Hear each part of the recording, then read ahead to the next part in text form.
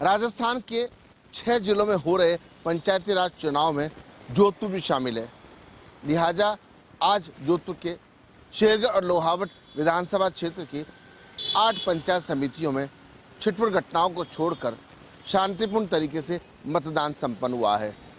जिस तरीके से ग्रामीण क्षेत्रों में मतदान को लेकर उत्साह देखा गया, उससे साफ जाहिर होता है कि गांव की सरकार बनाने को लेकर के ग्रामीणों में कितना उत्साह है। लेकिन खासतौर पर बात करें लोहावट और शेरगढ़ की, तो इस इलाके में जिस तरीके से रालोपा, कांग्रेस और भाजपा की गणित बिगाड़ सकती है, वहीं दूसरी ओर कहीं न कहीं 50 से अधिक जो जनप्रतिनिधि हैं, छोटे से बड़े, उन सभी की प्रतिष्ठा दांव पर लगी हुई है।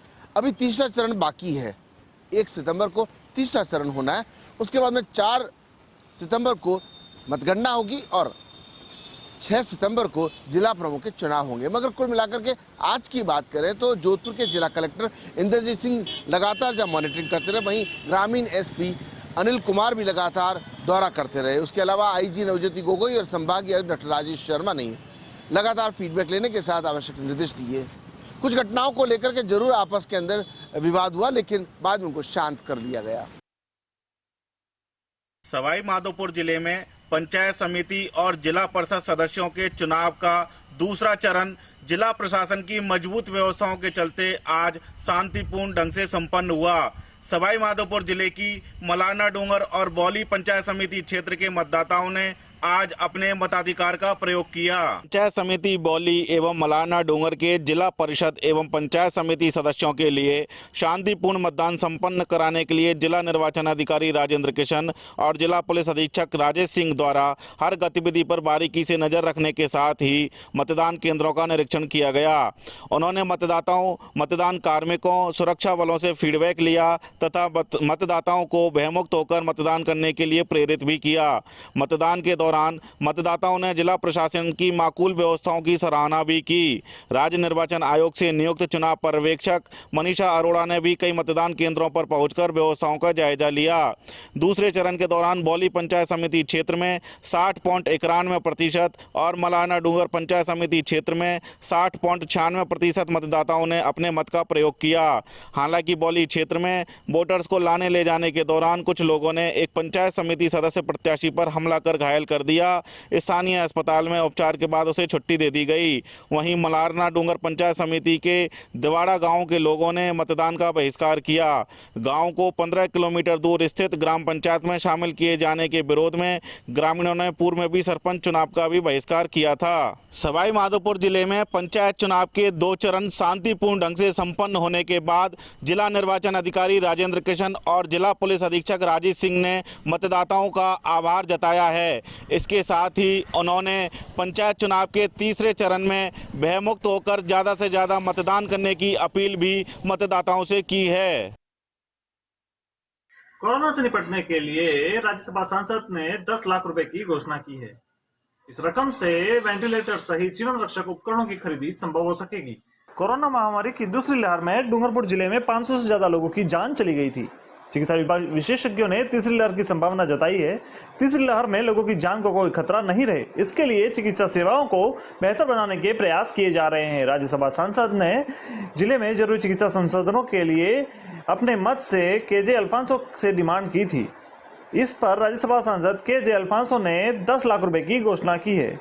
सांसद केजे अल्फांसो की ओर से जयपुर कलेक्टर को लिखे पत्र में वेंटिलेटर के लिए 5 लाख, लिनोमीटर के लिए 2,50,000 व मल्टीपैरा मॉनिटर के लिए 2,50,000 रुपए की स्वीकृति दी है।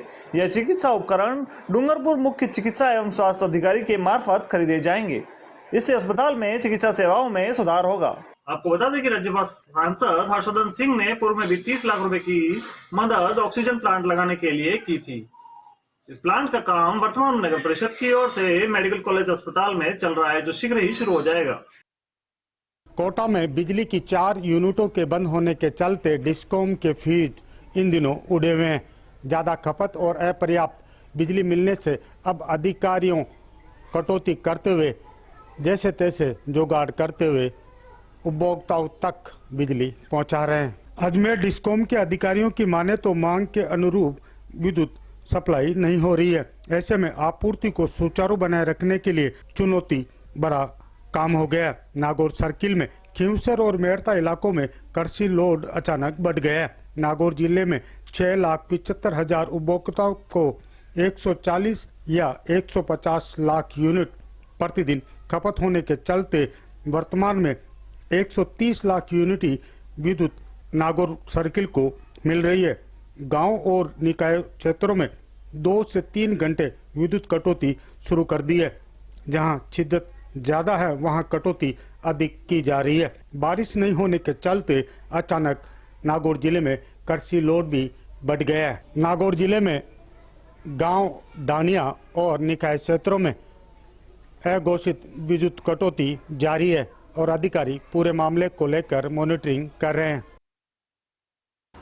आज़ादी की 75वीं वर्षगांठ को अमृत महोत्सव के तौर पर मनाने का निर्णय केंद्र सरकार ने किया है, जिसके तहत साल भर देश के विभिन्न राज्यों में अलग अलग कार्यक्रम हो रहे हैं। बीकानेर में भी कार्यक्रम आयोजित किए जा रहे हैं। आज केंद्रीय सांस्कृतिक मंत्री अर्जुन मेघवाल की मौजूदगी में बीकानेर में सांस्कृतिक कार्यक्रम आयोजित हुआ, जिसमें कालबेलिया नृत्य सहित विभिन्न सांस्कृतिक प्रस्तुतियां दी गई। इस दौरान मेयर सुशीला कंवर राजपुरोहित सहित अन्य स्थानीय नेता भी मौजूद रहे।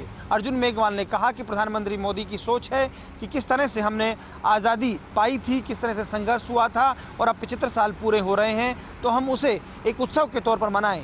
अर्जुन मेघवाल ने ये भी कहा कि मोदी ने इस महोत्सव का नाम हिंदी में ही दिया है ताकि देश के लोगों से, आम लोगों से कनेक्ट कर सकें। अर्जुन मेघवाल का कहना था कि आज़ादी की 75वीं वर्षगांठ हम सबको इसी तरह से मनानी चाहिए, क्योंकि निश्चित तौर पर हमारे पुरखों ने जो संघर्ष किया उसी के बाद हमें ये आज़ादी मिली थी और 75 सालों में देश ने बहुत कुछ पाया है और मोदी भी प्रधानमंत्री के तौर पर लगातार बेहतर काम कर रहे हैं जो आम जन के हित के लिए हैं।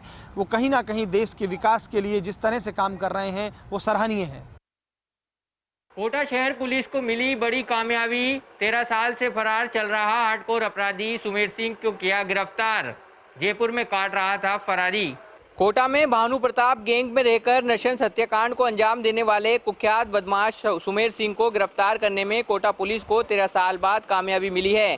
13 साल पहले अपराधी सुमेर सिंह ने भानु प्रताप गैंग में रहकर ब्रजराज सिंह और लाला बैरागी हत्याकांड को अंजाम दिया था। इसके बाद से ही सुमेर सिंह एकमात्र अपराधी बचा था जो हत्याकांड के बाद से ही फरार चल रहा था।